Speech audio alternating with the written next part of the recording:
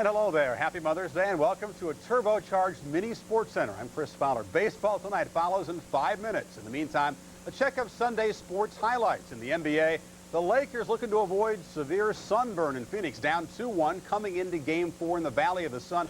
Suns are the only team to win a road game in the second round before today. Jeff Hornacek, a big factor. 6 for 6 in the first quarter from the field. Tom Chambers hit his first 4 shots. Suns were 10 of 11 from the floor early.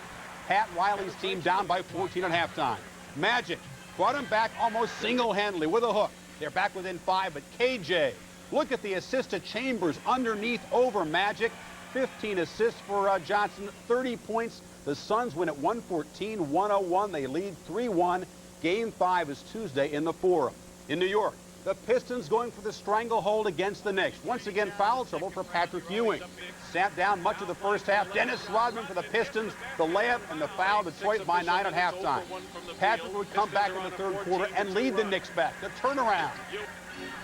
The turnaround over 3 Pistons. And Ewing one more time. The Knicks got as close as 5, but in crunch time, it was Joe Dumars for Chuck Daly's team. Didn't play well in Game 3. He did in Game 4. 13 straight points late. The Pistons win at 102-90. They go for the clincher at home on Tuesday. In Philly, the Sixers trying for the equalizer against the Bulls without Scottie Pippen, who's attending his father's funeral, and Stacey King with a layup, filling in for Phil Jackson's team. Look up, coach. You're going to come back in the second half. Jordan misses. Ed Neely, the big guy from Kansas State, with the follow. He had 9 points and 9 boards. Watch the reverse by Jordan. Bulls tough down the stretch because Jordan just clears out. They go one-on-one. You can't stop him. And Ricky Mulhorn's Sixers are down 3-1. They lose at 111-101. Jordan, 45. King, 21 points and 7 rebounds. Barkley, rough day from the line, just 6 of 15. In baseball now, a day when defense made the difference. Now, baseball tonight will have the scores and highlights. Here's a sneak preview. Some good defensive plays around the majors on this afternoon. Al Newman. Off the line drive by Charlie O'Brien. Newman, who's horizontal, makes the play. Defense was the difference in the Twins-Brewers game. In Cincinnati, the Cubs and the Reds. But Ryan Sandberg finally make an error. Tune in to find out. In Oakland, the Orioles shine on defense. Steve Finley dives to rob Mark McGwire. A couple of Orioles, could they take a second game from the A's? Baseball tonight, the scores and the highlights with Dave Marish, Chris Berman, Ray Knight, and Peter Gammons, as well as analysis. A look at Glenn Davis's program to help the homeless kids and the women in baseball. In golf, fortune finally shines on Greg Norman. What a way to win a Memorial Tournament. He was in the clubhouse after the third round on Friday. Freddie Couples double bogeyed 18 to give him the lead. And today, rain wiped out the final round. So the Great White Shark is the winner after 54 holes. A fitting end to a tournament that was plagued by bad weather all week. At the Senior Southwestern Bell Classic, a happy Mother's Day for Ginny Powell. Uses long putter for birdie on 16. Rolls it in. He had 7 birdies in the final round, and Powell, who hadn't broken par on the Seniors Tour until 2 weeks ago, wins the tournament. His first one as a senior. He never won on the regular PGA Tour. The LPGA, Dottie Mockery just destroying the field at the Crestar Classic in Virginia. She won it by 9 strokes, shooting a 67, a 65, and a 68 in the 3 rounds. In tennis, a painful lesson in clay court tennis, the final of the German Open. For a change, Boris Becker was the student. Unseeded Juan Aguilera of Spain was the master. Becker loses it 6-1, 6-love, and 7-6. Aguilera wins his second German Open title. Now they're pounding in the Italian Women's Open. Monica Seles handing Martina one of the worst losses of her career, 6-1 and 6-1. The 16-year-olds won 4 straight tournaments. She serves notice to Steffi Graf, now heading to the French Open. To the San Marino Grand Prix, the dangerous curves of that Formula One race, and an unhappy Mother's Day for pole sitter Ayrton Senna. Some bad racing luck early. He blew out a tire. Riccardo Patrese winning it for the Williams-Renault team by 5 seconds over Gerhard Berger. Finally, rain would let up at Indy. Defending champ Emerson Fittipaldi grabbed a hold of the provisional pole position. His 4-lap speed of 225.3 for the 4-lap is a qualifying record. That will do it for our Mini SportsCenter. Baseball tonight coming up next, then the Astros and the Pirates. Enjoy the show and the game.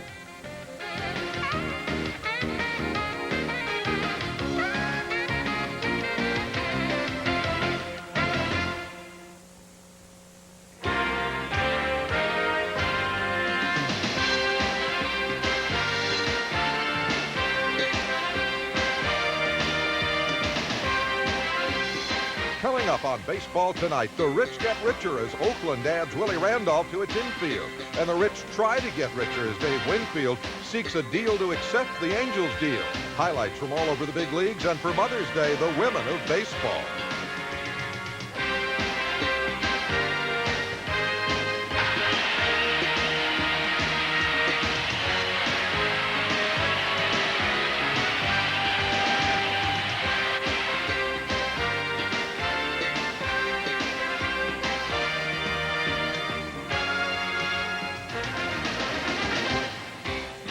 We're looking at Three Rivers Stadium. The Plasto grass bedecked with heavy dew. Kind of a weepy day in Pittsburgh, but as you can see, there's no tarp on the field. So it looks like we will get Sunday night baseball. The Houston Astros' Bill Gullickson against the Pittsburgh Pirates. Should be a fine ball game. John Miller and Joe Morgan on hand, and we'll be checking in with them a little bit later in this broadcast. Good evening, everybody. Welcome to Baseball Tonight. I'm Dave Marish, and tonight, Ray Knight, Peter Gammons, Chris Berman, and I will bring you up to date on a day filled with baseball and a few raindrops.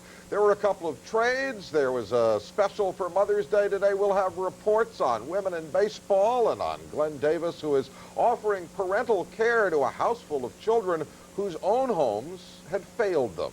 But first, let's check on the late games from the West Coast, starting in San Diego, where the Padres have been trying to make it 3 in a row over the Montreal Expos. They didn't get too close. As you can see, this is a football score. Montreal 2 touchdowns and a field goal better than San Diego. They're in the 9th inning there, and looks like the Can is going to win his second. Pat Clements is on in relief for San Diego. In this one, Mike Fitzgerald, Spike Owen, Tim Wallach all have home runs. In fact, Wallach's got a pair of 3-run dingers, and looks like here maybe 8 RBIs in this game. Larry Walker also hit a 3-run homer. In Seattle, they're in the 8th inning now, and it is Seattle 9 and the Yankees 5. Brian Giles ripped a home run. There's one for Mother's Day to remember. Ken Griffey Jr. had his 7th. Jesse Barfield ripped one out of the park for the Yankees. Mattingly had an RBI double, but right now, as you can see, Seattle cruising in the 8th, 9-5.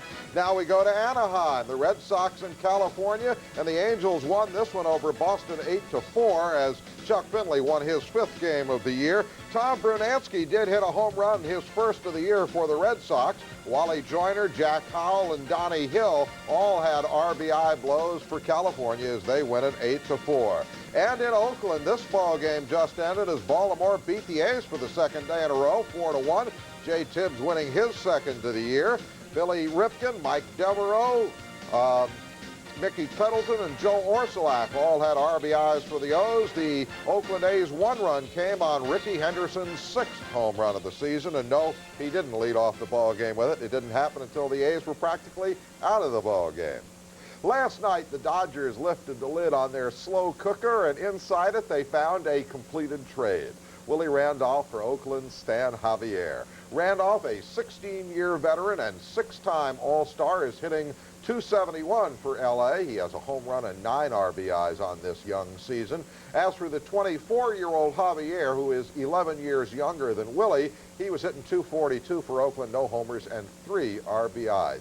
Guys, let's try and figure out what this deal does. I guess for Los Angeles, Ray, it means that Juan Samuel goes home to second base and Javier becomes the everyday center fielder. Well, it sure does. Juan Samuel is the second baseman by trade. They tried to play him in center field. They said, Joey Amalfitano told me last week that they acquired him for his bat, hoping that he could recoup that 30 double, 15 triple, 20 home run type season with 50 RBIs, 50 stolen bases, and he had a terrible time in center field defensively.